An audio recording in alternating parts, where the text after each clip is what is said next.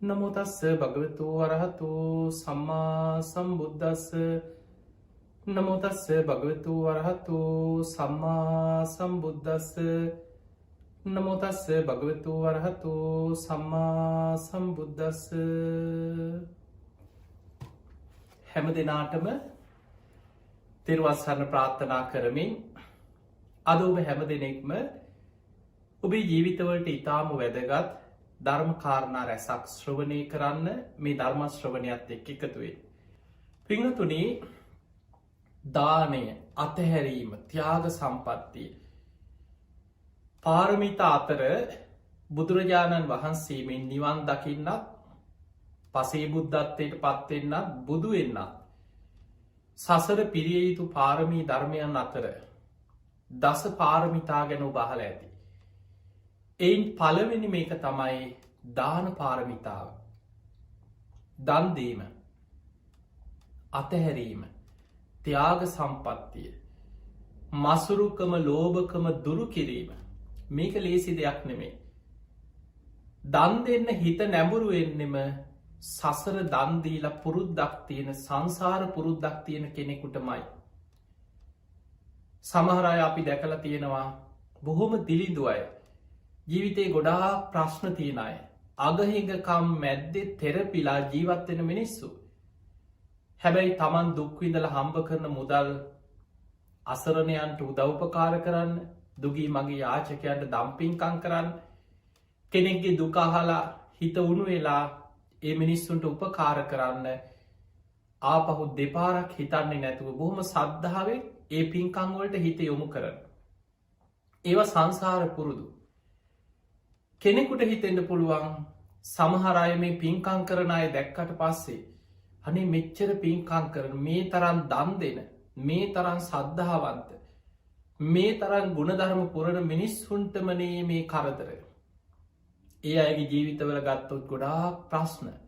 අනුන්ට උදව් කරාට ඒ අයටත් ගොඩාක් ආර්ථික ප්‍රශ්න, ගැටලු, කරදර, බාධා. සමහරලාවට Tamanට ඉන්න තැනක් නැහැ. කුලී ගෙදරක ඉන්නේ. කාට හරි ගයක් හදනවා කිව්වොත් සිමෙන්ති කොට්ටයක් හරි අරන් දෙන්න. අපි දන්නවා අපි ලංකාවේ අවුරුදු ගණනාවක් පින්කම් කරා. අපි අසරණ මිනිස්සුන්ට ගෙවල් දොරවල් හදලා දුන්නා. ගෙවල් 20 ගාණක් මේ වෙනකොට හදලා නිවාස නැති අසරණ අයට පරිත්‍යාග කරලා තියෙනවා. පාසල් දරුවන් දහස් ගණනකට පාසල් පොත්පත් උපකරණ ලබා දෙමින් ඉගෙන ගන්න දරුවන්ට අපි උදව්පකාර කරන අපේ උතුම් සත්කාර වැඩසටහන් යටතේ.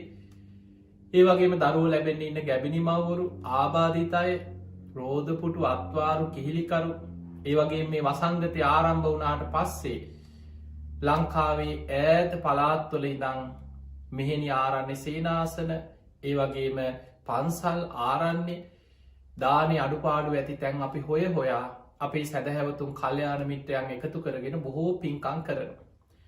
එතකොට මේ පින්කම් කරද්දී අපිට සැදැහැවතුන් ඒ සඳහා උපකාර කරන අයගේ සමහර ජීවිත ගත්තොත් අපි දන්නවා අපිට සීල සුවාරණ හදද්දි, බක්කුල මහා සෑය හදද්දි පවා උදව්පකාර කරපු, ලංකාව පුරා අපි බණට යනකොට අපිට ආධාර උපකාර කරපු සමහර අයගේ ජීවිත ගත්තොත් ඉන්න ගේ තෙමෙනවා. තාර සීට් කෑල්ලක් දාගන්න සමහරලාට පුංචි පැල්පතක් තියෙන්නේ. ඒකට කීයක්වත් ඉතුරු කරගෙන අතේ කීයක් හරි තියෙන මුදල අන්න ධර්මශාලාවක් හදනවා, චෛත්‍යයක් හදනවා කිව්වොත්, බුදුගයක් හදනවා කිව්වොත්, ඇස්බැස්ටෝ එකක් හරි අරන් දෙනවා අර මුදලේ. තමන්ගේ ගේ තෙමෙනවා. ඒක කරගන්න නැතුව බුදුගෙට සීට් එකක් අරන් දෙන්නේ මේ මුදලෙන්. එවැනි පින්කම් කරනවා.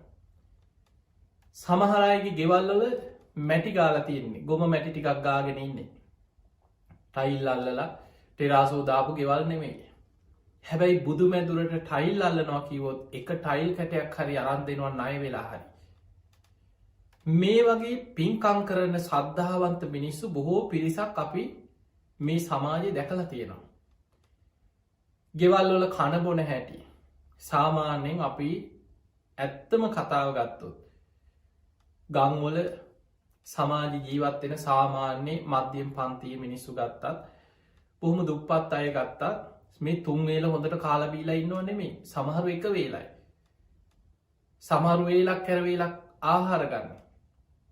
ඒ කෑවත් සාමාන්‍ය අපි නිකන් කතාවට කියන අපි කන හැටි ලිපාදනය කියලා. එතකොට ඒ වගේ මේ වෑංජනයක් දෙකක් හදාගෙන සමාට මං්ඥොක් කාලයක් ඔය විදිහට තමයි දවසේ ආහාර ගන්න. කොහොම හරි කුසගන්න නිවාගන්න මොනවා තිබ්බත් ඇති ඒ වෙලාවට. හැබැයි ඔබ පන්සලට දාන දෙන්නේ. එක්ක වැඩිහිටි නිවාසයකට ළමා නිවාසයකට දානයක් දෙන්න යනකොට ඔබට පුළුවන් උපරිමේ බත් වර්ග කීපයක් ව්‍යෑන්ජන වර්ග කීපයක් එක්ක රතුබත් සුදුබත් එලෝළුබත් තව මොනවාහරි පළතුරු ටිකක් කිරිහට්ටියක් මේ වගේ උපරිමෙන් දානයක් දෙනකොට තමන් ගෙදර කනවට වඩා උපරිමෙන් ගිහිල්ල දම් පින්කං කරන. ඒ පින්කං කල සමහරලාවට ඉතුරුවෙන දෙයක් අරන්ගෙන්න්නෙත් නෑ ඒකත් බයයි. ඒකත් කාට හරි තියලා එක්කො එතනම තියල කාට හරි කියලා ගෙදර ඇවිල සමහරලාවට පාංගෙලියක් කරගෙන ඇවිල කාලා නිදාගන්න. මෙහෙම පින්කං කරන මිනිස්සු අපි සමාජය දැකලතිය. එතකොට කෙනෙකුට හිතෙන්ට පුළුවන් මේ පින්කං කරන මිනිස්සුන්ටමනේ මේ කරදර මේ මිනිස්සුන්ට කිසි මෙච්චර පින්කං කරත් කෝ ඒ මිනිස්සුන්ට කිසි සහනයක් නෑ හැමදාම ප්‍රශ්න කරදර විපත්. ඇයි මෙහෙම වෙන්න කියලා. පිංහතුනි මේ දීර්ඝ සංසාර ගමනේ අපි වපුරපු දේවල් අපි නෙලාගෙන යන ආකාරයේ හරිම පුදුමයි. මේ සසර කර්ම විපාක දෙන ආකාරය ගැන ඔබටවත් මටවත් අපි කාටවත් අපිට ඕන විදිහට ඒ කර්ම වෙනස් කර විපාක බලවත් කර අපිට ඕන විදිහට යන්න පුළුවන් ගමනක් නෙමෙයි මේ සංසාරය.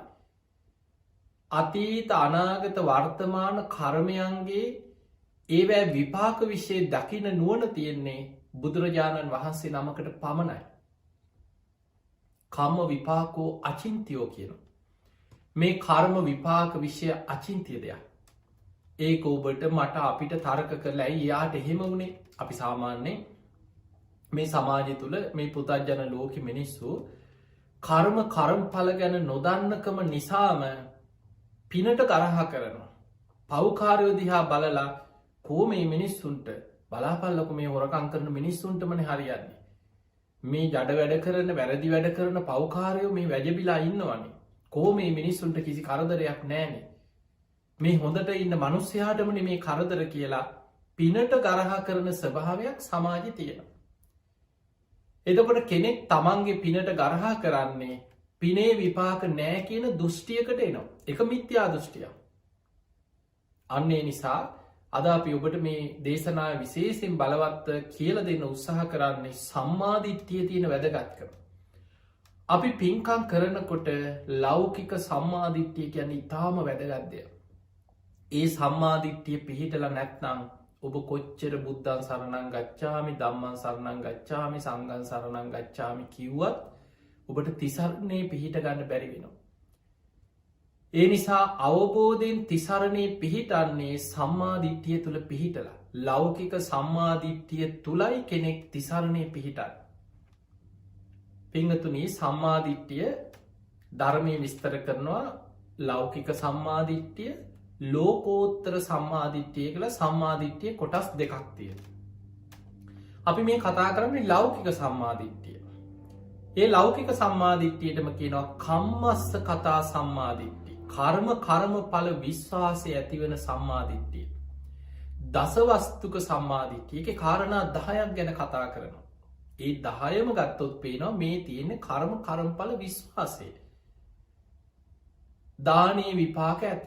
කර්ම අපි දන් දුන්නට පස්සේ විපාකයක් ලැබෙනවා කියලා පිළිගන්නවා. ඒක සම්මාදිට්ඨිය. අපි කරන යහපත් දේවල් වල විපාකයක් අපිට ලැබෙනවා කියලා පිළිගන්නවා. ඒක සම්මාදිට්ඨිය. තමන් කරන හොඳ නරක කර්මයන්ගේ විපාක තමන් කරාම එනවා කියලා පිළිගන්නවා. ඒක සම්මාදිට්ඨිය. ඊළඟට මෙලොවක් ඇත පරලොවක් ඇත. එතන මෙලොවක් ඇත පරලොවක් ඇත කියලා විස්තර වෙන්නේ අපි පෙර සසර කරපු කර්මයන්ට අනුවයි මෙලව අපි මේ ඉපදිලා ඉන්නේ. පෙර වපුරපු දේවල් අද නෙලා ගන්නවා. යාදිසං වපතේ බීජං තාදි සංහරතේ පලක්. අපි සංසාර යමක් වැපිරුවද ඒ වපුරපු දේ අද අපි අස්වැන්න හැටියට සසර නෙලනවා. පරලොවක් ඇත කියන්නේ අපි අද වපුරන දේවල් අද අපි කරන හොඳ නරක කර්මයන්ගේ විපාක අරගෙන අපි පරලොව සංසාරය යනවා. දැන් බලන්න එතනත් කර්මඵල විශ්වාසයමයි බලවත් වෙන්නේ. ඊළඟට මව්ට සැලකීමේ විපාකයක් ඇත. පියාට සැලකීමේ විපාකයක් ඇත. අම්මට තාත්තට සලකපුවාම පිනක් රැස් වෙනවා. එතනත් කර්මඵල විශ්වාසය. ඊළඟට ඕපපාතික සත්වයන් ලෝකෙ ඉන්නවා කියලා පිළිගන්නවා. ඕපපාතික උපදින්නේ කවුද? නිරේ නිරිසතුන් පහළ වෙන්නේ ඕපපාතිකව. ප්‍රේත ලෝකෙ ප්‍රේතයන් පහළ වෙන්නේ ඕපපාතිකව. දෙව්ලොව දෙවිවරු පහළ වෙන්නේ ඕපපාතිකව. බ්‍රහ්ම ලෝකවල බ්‍රහ්මයන් පහළ වෙන්නේ ඕපපාතිකව. එතකොට මනුස්ස ලෝකෙ කලාතුරකින් අපිට අද හිතන්නවත් බෑ. බුදුරජාණන් වහන්සේගේ කාලේ පෙර පිනත් එක්ක මහා පින්වන්ත සමහර හිතාගන්න බැරි සිදුවීමක් දෙකක් තියෙනවා. යම්බපාලි ඊළඟට පොක්කර සාති කියන බ්‍රාහ්මණය ඕපපාතිකව මනුස්ස ලෝකෙ පහළ වෙච්ච විස්තර. නමුත් සාමාන්‍යයෙන් අපි දන්නේ අපි නිතර ධර්මයේ විස්තර කරන්නේ නිරේ නිරිසත්තු ඕපපාතික පහළ වෙනවා කියලා කියන්නේ කර්මා මෙහෙන් චුත වෙනකොටම ඒ සැනින් කර්මානුරූපීව සියුම් ශරීරයක් ඇතුව පහළ වෙනවා. එක පහළවීම ඒ මොහොතෙම. මොකද අපි දන්නවා මව් කුසෙන් සත්වයන් උපදිනවා කියන එක අපි කවුරුත් දන්නවා. ඒක පිළිගන්නවා මිනිස්සු. මොකද ඒක අපිට පේනවා. බිත්තර ඇතුලෙන් සත්වයන් උපදිනවා. ඒකත් අපි දන්නවනේ. අපි දන්නවා කුරුළු පැටව, කුකුළු පැටව මේ වගේ ගොඩක් සත්තු ඉන්නවා බිත්තර වලින් උපදින. තෙත් පරිසරයෙන් උපදිනවා කියන එක ඒකත් අපිට හොයාගන්න පුළුවන්. බලන්න අඹ ගෙඩියක් කුණු වෙන්න තියලා. මස් කෑල්ලක් එළවලු ටිකක් කුණු වෙනකොට අර කුණු වෙන දේ තුල ඒ ශ්‍රාවය ඇති විඥානයකට කයක් හදාගෙන පණුවෙක් හැටියට හරි මතුවෙන්නේ. අසූචි ටිකක්, කුණු කානුවක්, වතුර ටිකක් පල් වෙච්ච තැනක කොච්චරනම් සත්තු ඒ ඕජාවෙන් ශරීරයක් හදාගෙන හට ගන්නවද? පණුව හැටියට නොඑක් විදියට සත්තු හැටියට උපදින. ඒකත් අපිට පේනවා. හැබැයි ඕපපාතික උපත මේ පියවි ඇහෙන් අපිට අපේ ඇහෙන් දකින්න පුළුවන් දෙයක් නෙමෙයි. අන්නේ නිසා බොහෝ දෙනෙක් Tamanට පේන්නේ නැති දේ මිත්‍යා දෘෂ්ටියකට එනවා. ඔහොම එකක් නෑ කියලා. දැන් සමහරු කොච්චර බෞද්ධ හැටියට පෙනී හිටියත් අපි නම් හොඳ බෞද්ධයෝ තමයි කියලා කියනවා. හැබැයි ඒ අයම කියනවා ওই දිව්‍ය ලෝක කියලා දෙයක් නැහැ. ওই මේ හොඳට යාන වාහන වල යන්නේ, ওই කාලා බීලා ඉන්නේ. ওই තමයි කියන දිව්‍ය ලෝකේ. ඔබ අහලා ඇති ওই වගේ මිත්‍යා දෘෂ්ටික අදහස් ඕන තරම් මේ සමාජයේ බෞද්ධ කියන අය. දුක් විඳින මිනිස්සු අපි හිතමු හිඟන්නෝ අන්ත අසර සමාජ අප්‍රිකානු රටවල් වල කන්න නැතුව දුක් විඳින දරුවෝ මේ පාරවල් වල වීදිවල කුණු කානුව අර කුණු බාක්කියක් අවුස්සගෙන මොනවා හරි දුකසේ ලෙඩ රෝග මැද්දේ දුක් විඳින මිනිස්සු දැක්කට පස්සේ සමහරු කියනවා ඕන් අපාය බලාගනින්න කියනවා. ඔයිට එහා අපායක් නැහැ කියනවා. ඕක තමයි කියනවා අපාය. එතකොට මෙන්න මේ දෘෂ්ටියට ආවට පස්සේ දිව්‍ය ලෝක අපාය නෑ මේ ඔක්කොම මනුස්ස ලෝකේ කියන දෘෂ්ටියට එනකොට ඒක එන්නේ මේ ඇස් දෙකෙන් දකින දේට අනුව. නැතුව අපි දිවසින් දැකලවත් අපි මේ සියල්ල අවබෝධ කරලා කියන ඒවා නෙමෙයි. ඒ දෘෂ්ටියට එනකොටම සම්මාදිට්ඨිය නැති වෙනවා, මිත්‍යා දෘෂ්ටියකට වැටෙනවා. අන්න ඒ නිසා බොහොම පරිස්සම් වෙන්න. තිසරණේ පිහිටනවා කියන්නේ ලේසි දෙයක් නෙමෙයි. ඕපපාතික උපත පිළිගන්න ඕනේ. ඒක බුදුරජාණන් වහන්සේ අවබෝධයෙන් දැකලා අපිට දේශනා කරා. මේ අපාය බය දැනෙන කෙනා තමයි අපාය දිව්‍ය ලෝක පැත්තක තියමු. අපාය පිළිගන්නෙත් නැත්නම් එයාට සංසාර බයක් උපදින්නේ නැහැ. මොකද එයා දිව්‍ය ලෝක අපාය පිළිගන්නේ නැහැ, ඕපපාතික උපත පිළිගන්නේ නැහැ. ඒක පිළිගන්න කෙනාට තමයි සසර බය උපදින්නේ. බුදුරජාණන් වහන්සේ දේශනා කරන මහණෙනි සංසාරික සත්‍යයාට මේ සතර අපාය මේ සංසාර ගමන හරියට අපාය වැටි වැටි යන්නේ හරියට මහ ගෙදර යනවා වගේ අපායට ඇදෙන්නේ. ඒක බුදුහාඳුරු උපමාවකට පෙන්නවා. දැන් මේ වගේ ඔබ හිතන්න අපි ඔබ ජීවත් වෙන නිවස ගෙදර ඔබේ මහ ගෙදර කියලා හිතන්න. හදිස්සියේ රසාවකට හරි විදේශ රටකට ගිහිල්ලා ටික කාලයක් ඉන්න කෙනෙක් ගැන නෙමෙයි අපි මේ කතා කරන්නේ සාමාන්‍ය ඔබ ජීවත් වෙන ඔබේ නිවස ගැන.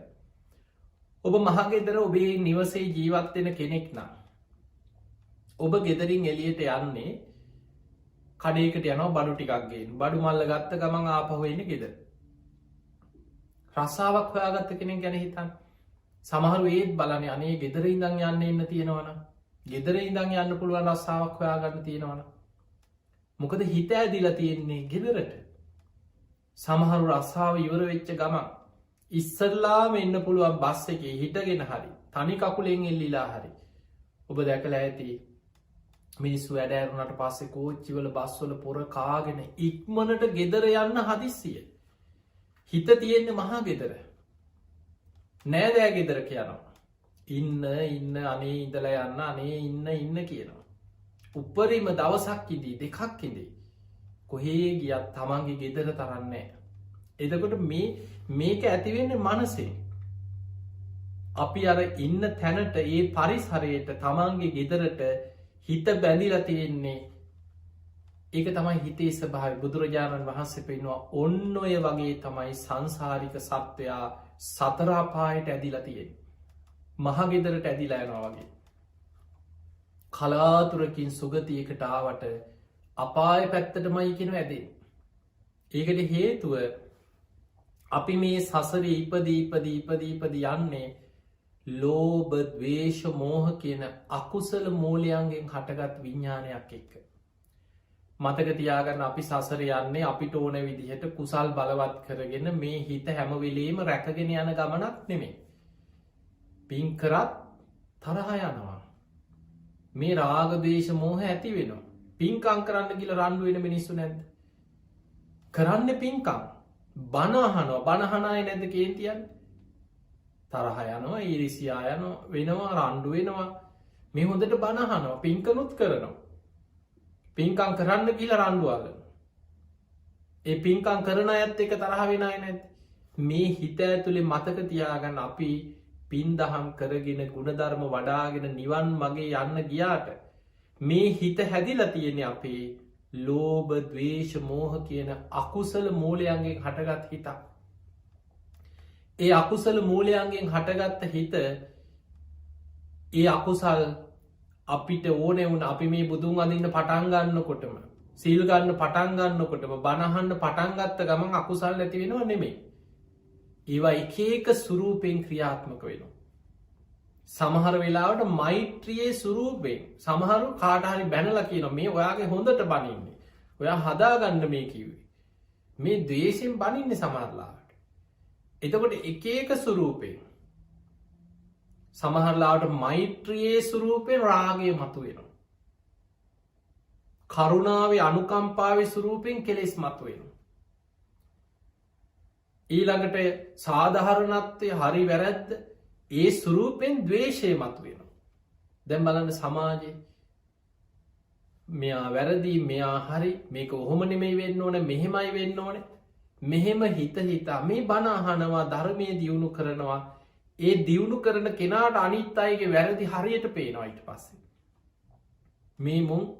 මේ කොයි අපාය යන්නද කිය අනේ අර මිනිස්සුන්ට හැම වෙලේම බැනමයි තමන් බණ අහනවා තමන් ධර්මයේ හැසිරෙනවා තමයි හැබැයි තමන් තේරුම් ගන්න ඕනේ අනිත් අයගේ ස්වරූපේ ඉවසන්න පුළුවන් වෙන්න කරුණාවෙන් ආදරෙන් කෙනෙක්ව යහපතට ගන්න උත්සාහ කරන එක ඒක මෛත්‍රියේ ලක්ෂණය හැබැයි ඒ මුල් කරගෙන තව කෙනෙක්ව යහපතට ගන්න ස්වරූපෙන් තමන්ගේ රාග ද්වේෂ මෝහ නම් බලවත්වේ උදේ ඉඳන් රෑ වෙනකන් අනුන්ගේ අඩුපාඩු හොය අනුන්ට බැන නම් ඉන්නේ මුන් මේ අපායම යන්න හදනවා මේ පව්කාරයෝ කී අනින් මිනිස්සුන්ට බැනම නම් ඉන්නේ ඔබේ හිතේ ද්වේෂයයි බලවත්වෙන් ඒ නිසා මේ හිතේ මතුවෙන ක්ලේශ ධර්මයන් හොඳට අඳුනගෙන මේ මාර්ගය ආගන්නට ඕනේ එහෙම නැත්නම් ධර්ම මාර්ගය යන ස්වරූපයෙන්ම අපි නොදැනුවත්වම අපි තුළ මාන්‍ය ඉරිසියාව ක්‍රෝධය වෛරය ක්ලේශ ධර්මයන් එක ස්වරූපයෙන් බලවත් වෙලා අපි දන්නෙමනේ අපි නොමග යනවා පිංගතුනි බුදුරජාණන් වහන්සේ මේ ලෞකික සම්මාදිට්ඨිය අපි දැන් කරුණු ගණනාවක් කතා කර දානේ විපාක ඇත කරන පින්කම් වල විපාක තියෙනවා මෙලවක් තියෙනවා පරලොවක් තියෙනවා තමන් කරන හොඳ නරක කර්මයන්ගේ විපාක තමන් කරාම එනවා. මවුට සැලකීමේ විපාකයක් ලැබෙනවා. පියාට සැලකීමේ විපාකයක් ලැබෙනවා. ඕපපාතික සත්‍යයන් ලෝක ඉන්නවා. මේ ලෞකික සම්මාධිට්්‍යයේ දහවෙනියට අන්තිමට කතා කරනවා තමන්ගේ නුවනින් ජීවිතය අවබෝධ කරලා ප්‍රකාශ කරන ශ්‍රමණක් බ්‍රාහ්මණවරු ලෝකයේ ඉන්නවා කියල පිළිගන්න. අන්න එතනින් තමයි යා තුනුරුවන් සරණයන්. කවුද තමන්ගෙම නුවනින් ලෝකයේ ජීවිතය අවබෝධ කළ ප්‍රකාශ කරන ශ්‍රමණක් බ්‍රාහ්මණවරු. බුදුරජාණන් වහන්සේ අපි උන්වහන්සේට කෙනවා සම්මා සම්බුද්ධෝ කියලා. උන්වහන්සේට සම්මා සම්බුද්ධ කියලා කියන්නේ කිසිම ගුරුවරයෙකුගේ උපදේශයක් නැතුව තමන් වහන්සේ විසින්ම සාරා සංකයේ කල්පලක්ෂයක් පාරමී පුරලා. බුදුවෙන ආත්මෙත් අවුරුදු 6කට ආසන්න කාලයක් දුස්කරක්‍රියා කරලා.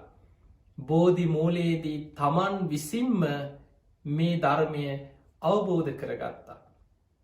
උන්වහන්සේගේ ප්‍රථම දේශනාවම බුදුරජාණන් වහන්සේ මේ කාරණී ලෝකයාට දේශනා කරා.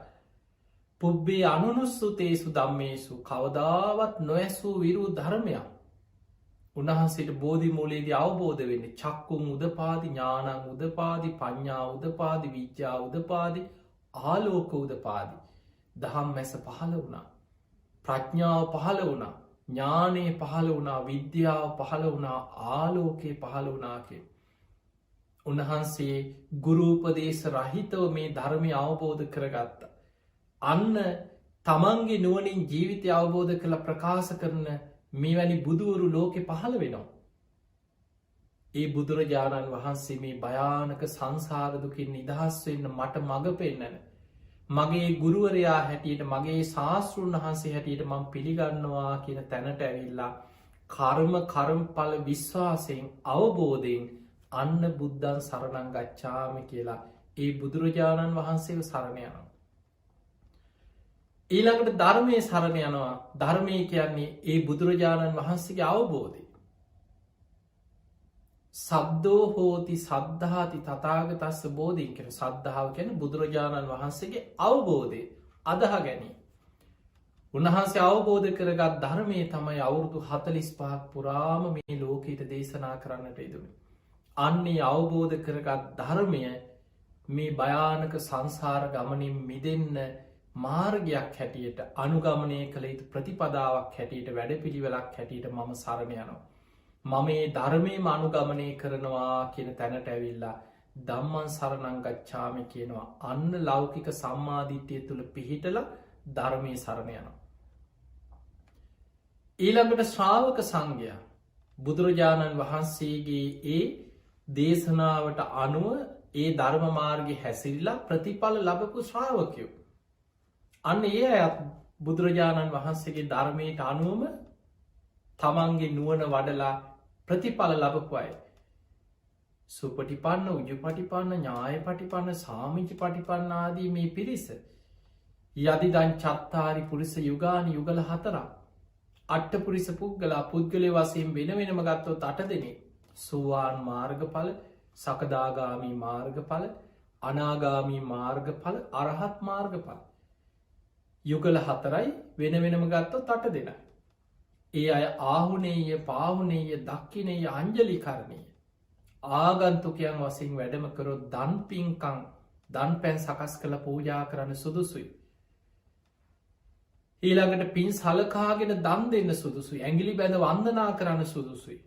අනුත්තරම් පුඤ්ඤක්ඛෙත්තං ලෝකස්සා මේ ලෝකෙට පහළ වෙච්ච පින් කෙතක් කියන. ඒ ශ්‍රාවකයන්ව ගුණ වශයෙන් අඳුනගෙන මමත් උන්වහන්සේලා විදිහටම මේ මාර්ගය වඩනවා, උන්වහන්සේලාව පිහිට කරගෙන මේ ගමන යනවා කියලා අන්න ලෞකික සම්මාදිට්ඨිය තුලයි සංඝං සරණං ගච්ඡාමි කියලා සංඝ සරණ යන්නේ. අන්‍යයා කර්මඵල විශ්වාසයෙන් යුක්තව තෙරුවන් සරණ ගිය ශ්‍රාවකයෙක්. දැන් අපි බලමු මේ කර්මඵල විශ්වාසය ඇති කරගත්ත කෙනා කොහොමද මේ කර්මයේ ස්වභාවය තේරුම් ගන්නට ඕනේ. පින්වතුනි, සමහර අය ඉන්නවා දැන් ඔබ මෙන්න මේ කාරණේ හොඳ අවධානයෙන් අහගෙන මේ කාරණේ තේරුම් ගන්න උත්සාහයක්. එතකොට ඔබට මේ කර්ම විපාකත් එක්ක ඉපදීපදී යන සංසාර ගමනේ ස්වභාවය තේරුම් ගන්න පුළුවන්. සමහර අය ඉන්නවා හරියට දන් දෙනවා. දැන් ඔබ හිතන්නේ එහෙම පින්කම් කරන අය ගැන. ජීවිතේ හොඳට නිතර බුදුන් වඳිනවා. අවංකවම පන්සිල් රකින්න උත්සාහ කරන. පෝයට සිල් ගන්න. දම් පින්කම් කරනවා. සාංගික දාන දෙනවා, කටින පින්කම් කරනවා, නැති බැරි අයට උදව්පකාර කරනවා, කාට හරි පිහිටක් වෙනවා නම් හිත උණු වෙනවා. තමන්ට පුළුවන් විදියට උදව්පකාර කරනවා. එතකොට මේ විදිහට පින්දහම් මාර්ගඵල ලබලා නැහැ. දැන් අපි හිතමු එහෙම කෙනෙක් හොඳට දම් පින්කම් කරන එයාගේ ජීවිතය අපි නිකන් හිතමු 180ක් මේ ප්‍රතිශත කියන්නේ මේ ඔබට තේරුම් ගන්න පුළුවන් වෙයි. අපි හිතමු 180ක් වගේ පිනෙන්ම පිරිච්ච ජීවිතයක්. හැබැයි මාර්ගඵල ලබලා නැත්නම් සෝවාන්වත් වෙලා නැත්නම් අර කියපු විදිහට හිත ඇතුලේ ලෝභ, ද්වේෂ, මෝහ, රාග, ද්වේෂ, මෝහ ආදී අකුසලුත් තියෙනවා නම් එයා තුල අකුසල් රැස් වෙන්න බැයිද? පුළුවන්. කේන්ති යනවා. පින්කම් කරන්න ගිහිල්ලත් කේන්ති යනවා. ඒත් පින්කම් කරනවා. සමහරවිට පින්කම් කරන්න ගිහිල්ලත් හිත අපහදවාගෙන ආපහු එනවා. අපි මෙහෙම මේ අයටද මේ දුන්නේ කියලා සමහරට හිතෙන අවස්ථාත් තියෙනවා. සමහර වෙලාවට කේන්ති යනවා, තරහ යනවා, ශික්ෂාපද කැඩෙන අවස්ථා එනවා, කලකිරීම ඇති වෙනවා. මේ රාග, ද්වේෂ, මෝහ හිතේ තියෙනවා. එතකොට එහෙම කෙනෙක් තුළින් අකුසලු ටික ටික හරි රැස් වෙනවා. අපි අර සාමාන්‍ය තේරුම් ගන්න මම මේ ඔබට ප්‍රතිශත වශයෙන් කියන්නේ. අපි හිතමු කෙනෙක්ගේ ජීවිතේ 120ක් වගේ අකුසලු ටිකක් තියෙනවා. දැන් අකුසලු ටිකක් තියෙනවා 120ක් විතර. හැබැයි ගොඩාක් පින් කරපු කෙනෙක් අර සසරේ දන් දීපු පුරුද්දත් එක්ක පින් කරනවා. ඒ නිසා 180ක් තරම් පිනෙන් පිරිච්ච කෙනෙක්. දැන් ඔබ හිතන්න මෙහෙම කෙනෙක්ගේ ජීවිතේ නැඹුරු වෙලා තියෙන කොයි පැත්තටද? පිනට, සුගතියට. ඇයි යා ගොඩාක් පින් කරන කෙනෙක්. කලාතුරකින් අර අකුසලයන් මරණ මංචකේ බලවත් නොවුනොත් එයාගේ ජීවිතේ දැන් වැඩිපුරම 180ක්ම බර වෙලා තියෙන පිනට, කුසලයට, සුගතියට. දැන් අපි හිතමු මේ කෙනා මරණින් මත්තේ පින බලවත් වෙලා අර කරපු පින්කනුත් පොත්වල ලියාගෙන මම මෙහෙම පින් කරා කියලා පින් පොතම සිහි කර කර බලවත් කර කර සතුටෙන්ම සිහියෙන් හොඳට පින බලවත් කරගෙන මැරුණා කියලා හිතමු. එයා කොහේ යයිද? එයා සුගතිය දිව්‍ය ලෝකෙක උපදිනවා. දැන් ඔන්න අර පින් කරපු කෙනා මරණින් මත්තේ දෙව්ලොව ඉපදුණා. පින්වතුනි, දිව්‍ය ලෝකේ කියන්නේ අකුසල් විපාක දෙන තැනක් නෙවෙයි. එයාගේ ජීවිතය අර කෙරිලා තිබ්බ 120ක් පුංචි ඊටත් අඩුයි කියලා හිතමු. මේ පොඩි අකුසල් ටික යටපත් වෙනවා. දැන් එයාගේ ජීවිතය අර කරලා තියෙන පින් ටික පින විපාක දෙන පරිසරයට අනුවයි මේව බලවත් වෙන්නේ ගොඩක්. එයා සුගතිය දිව්‍ය ලෝකෙ ඉපදුනාට පස්සේ එයාට අර පිනෙන් විශාල දිව්‍ය මාලිගා පහළ වෙනවා. දිව්‍ය රථ, දිව්‍ය යහනාව, සට්ටුවනින් මාලිගා මැවෙනවා. බොහෝ සැප සම්පත් විඳිනවා. පින්වතුනි, මතක තියාගන්න සමහර දෙවිවරු ගැන දේශනාවල තියෙනවා කල්ප ගණන් දිව්‍ය ලෝකෙන් දිව්‍ය ලෝකෙට, මනුස්ස ලෝකෙටවත් එන්නේ නැතුව ඒ සැප විඳිනවා. සමහරු චාතුම් මහරජික දිව්‍ය ලෝකෙ උපදිනවා. එහෙ බොහෝ කාලයක් සැප විඳලා එහෙන් චුත වෙලා යාම දිව්‍ය ලෝකෙ උපදින. ඊළඟට තුසිත දෙව්ලොව, නිම්මාන රති දිව්‍ය ලෝකෙ, පරිනිම්මිත වසවර්ති දිව්‍ය. ඔය දිව්‍ය ලෝක හයෙන්ම එකින් එක පිනට අනුව බලවත් වෙන ඒ දෙව්ලොවින් දෙව්ලොවට කල්ප ගණන් දිව්‍ය ලෝකෙම හිටියා කියලා හිතමු. දැන් එයා දිව්‍ය ලෝකෙ බොහෝ කාලයක් සැප විඳ ඉන්නකොට එයා රැස් කරපු පිනට මොකද වෙන්නේ? ඒ පින විපාක දීලා ගෙවිලා අවසන් වෙනවා. පින කියන්නේ සදාකාලික හැමදාම විපාක දිදී තියෙන එකක් නෙමෙයි. ඒකේ විපාක ශක්තියත් විපාක දීලා ඉවර වෙනවා. එතකොට යාර දිව්‍ය ලෝකෙන් දිව්‍ය ලෝකෙට සැප විඳ කල්ප ගානක් යනකොට බොහෝ කාලයක්නේ අර පිනේ විපාක දීලා පිනේ විපාක අවසන් වෙනවා. දැන් පිනේ විපාක අවසන් වෙනකොට ආයෙත් දිව්‍ය ලෝකෙක උපදින්න දැන් පින අඩුයි. පිනේ විපාක අවසන් වෙනකොට දැන් මොනවද බලවත් වෙන්නේ? අන්න යටපත් වෙලා තිබ්බ අකුසල් ටිකක් තියෙනවා. හර 120ක් වගේ කියලා අපි කතා කරපු අකුසල් ටික දැන් බලවත්. ඇයි පින දැන් ගෙවිලා.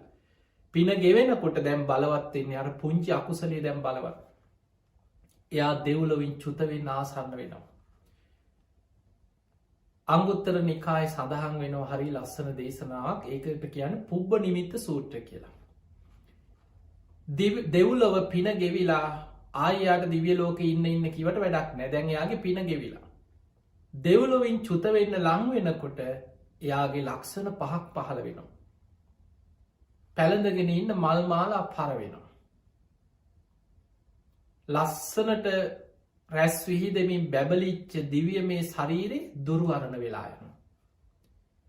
එයා පැළඳගෙන හිටපු දිව්‍ය සලු පිළි කිලුටු වෙලා යනවා. ශරීරයෙන් දහඩිය වැగిරෙන්න පටන් ගන්නවා.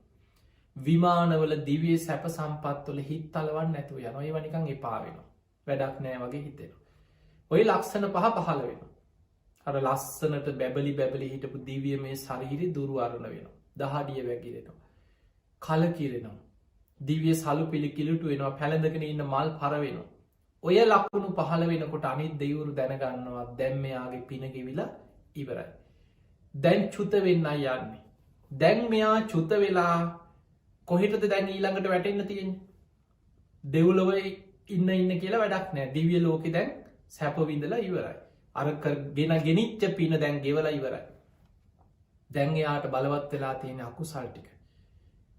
එතකොට දෙවිවරු කියනවා ඊතෝ බෝ සුගතින් ගච්ඡ. පින්වත ඔබ සුගතියට යන්න.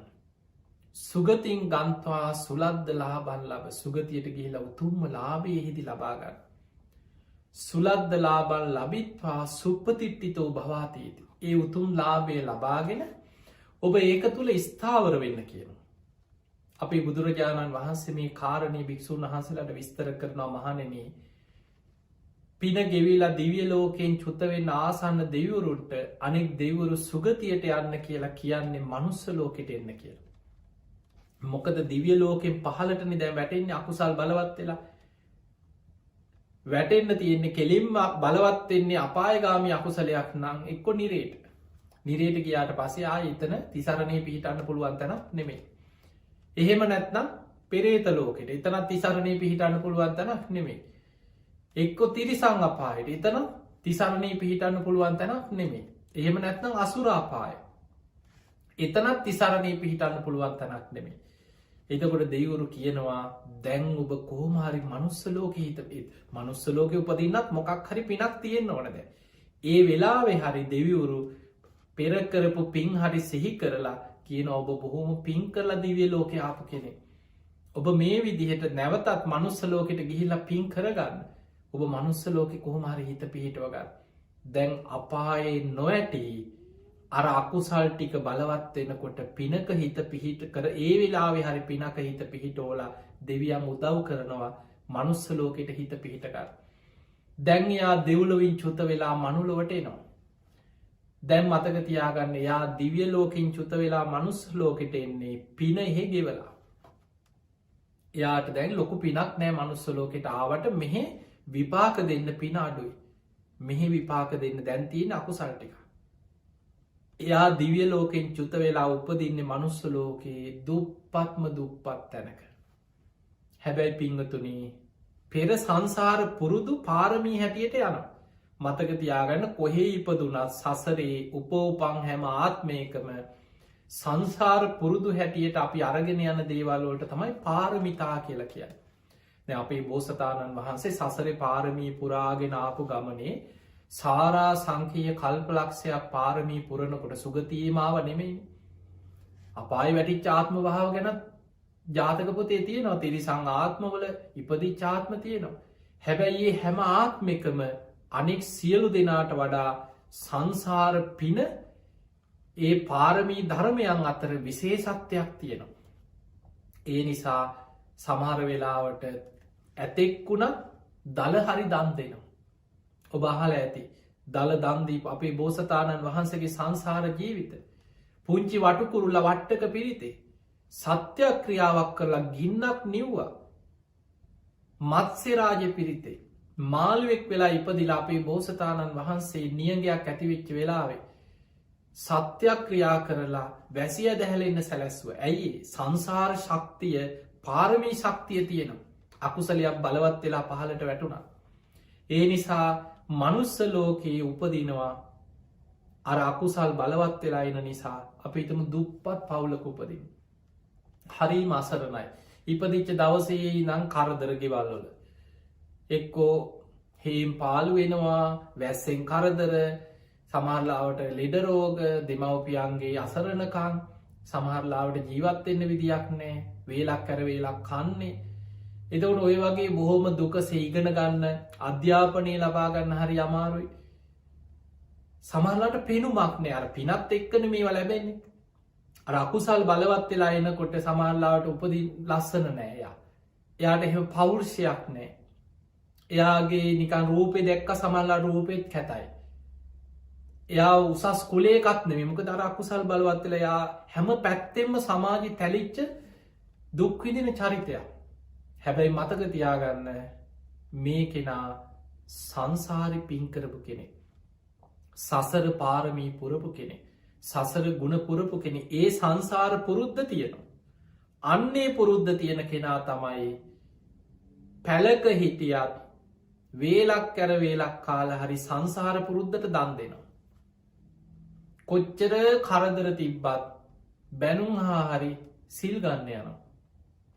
කොහොම හරි සිල් සමාදන් වෙන්න යනවා. අඩුගානේ පන්සලට යන්න ඇදගෙන යන්න ඇඳුමක් නැත්නම් ඈත ඉඳන් හරි පන්සලේ බණ ටික ස්පීකරේ ඇහෙන දිහාක ඉඳන් හරි සාදුකාර දීදී බණ ටික අහගෙන ඉන්නවා. තමන් කන බත්පතෙන් කොටසක් හැම වෙලේම සතෙකුට හරි නැති බැරි මිනිස්සෙකුට හරි දීලා බඩකින්න ඉන්නවා. ඇයි ඒ සංසාර පුරුදු. සසරේ දන් දීපු පුරුද්ද මතුවෙනවා. කරදර ඒ කරදර කොච්චර තිබුණත් තමන් සිල් සමාදන් වෙලා කොච්චර කරදර තිබ්බත් කොහොම හරි පොයට සිල් ගන්න යනවා. පන්සිල් පද ටික රැක ගන්න මහන්සි ගන්නවා. කරදර ඒ කොච්චර කරදර ආවත් ඒවා මැඩගෙන සමහරු අනිච්චේ දුක්ඛේ කියනවා. මේක ඉතින් සංසාරේ අපි ලබා උපන් හැටි තමයි කියා හරි පින් කරනවා. වැඩේ අතාරින්නේ. තමන්ට පුළුවන් හැටියට දන් දෙනවා.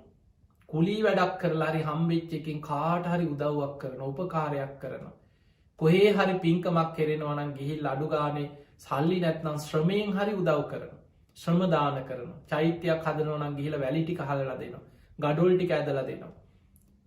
ඒක කොහේ හරි බුදුගයක් හදනවා නම් ගිහිල්ලා පස් ටිකක් කපනවා නම් ඒ ටික කරලා දෙනවා. ගල් ටික අදිනවා. ශ්‍රමයෙන් හරි උදව් කරනවා. වචනකින් හරි කෙනෙකුට අනේ කොච්චර දෙයක්ද යහපතක් වේවා මෛත්‍රී සහගත වචනින් හරි කෙනෙකුට උදව් කරනවා.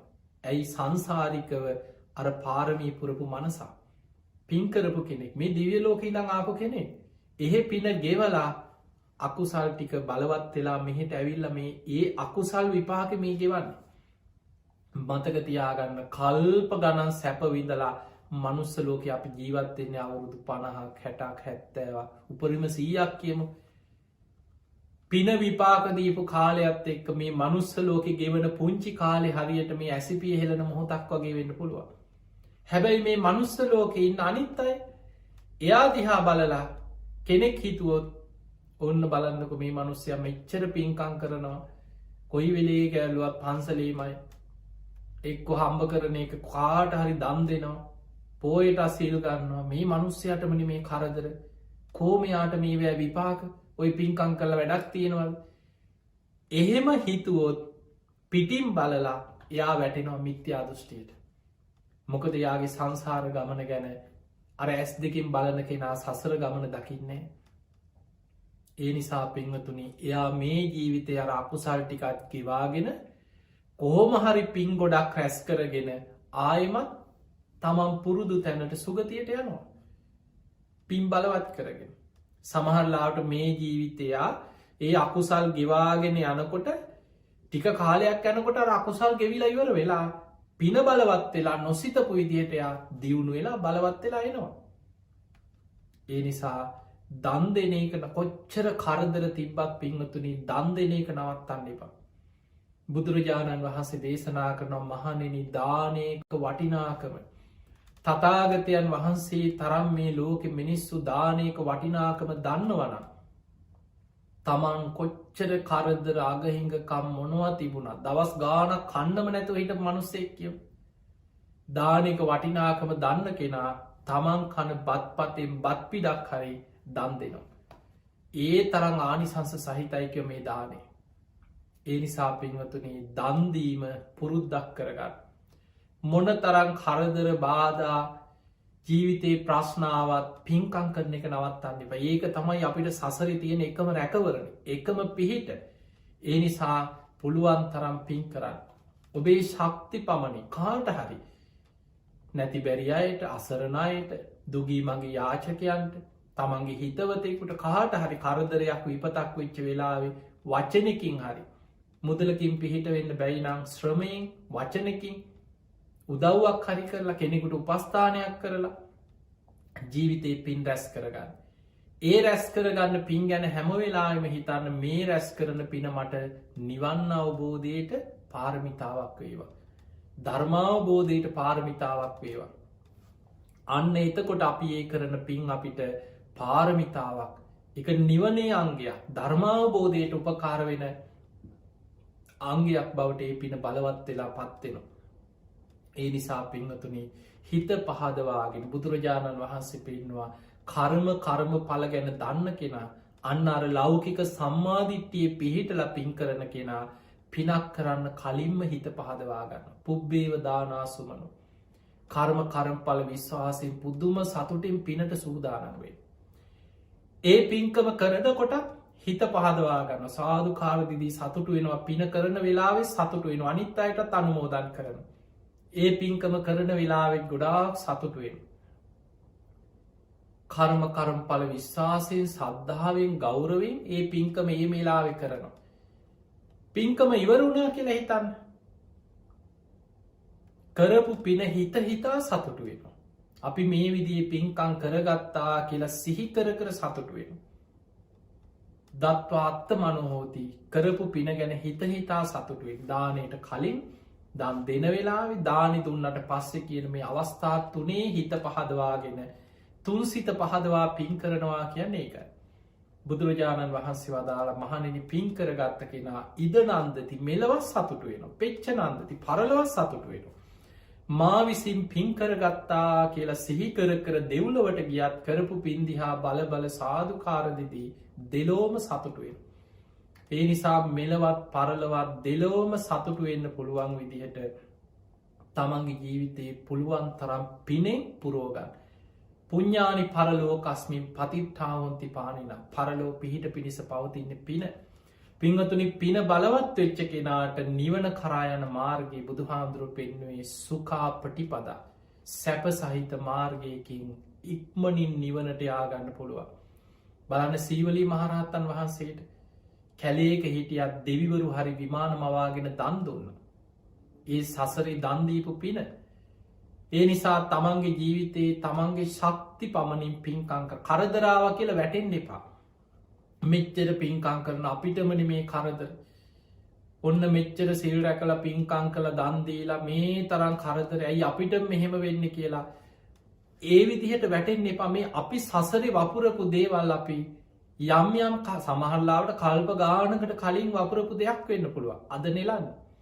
අපි ඒ කර්ම ගෙවල ඉක්මනින් ඉවර කරගන්න.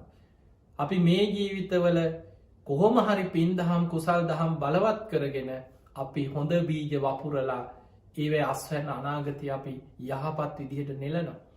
අන්නේ නිසා කර්මපල විශ්වාසය ඇති කරගන්න දන් දෙන්න නම් පින්කං කරන්න නම් ධර්මය හැසිරෙන්න්න නම් තෙරුවන් සරණ යන්නත් වැදගත්මදේ සම්මාධිට්්‍යය ලෞකික සම්මාධිට්්‍යය.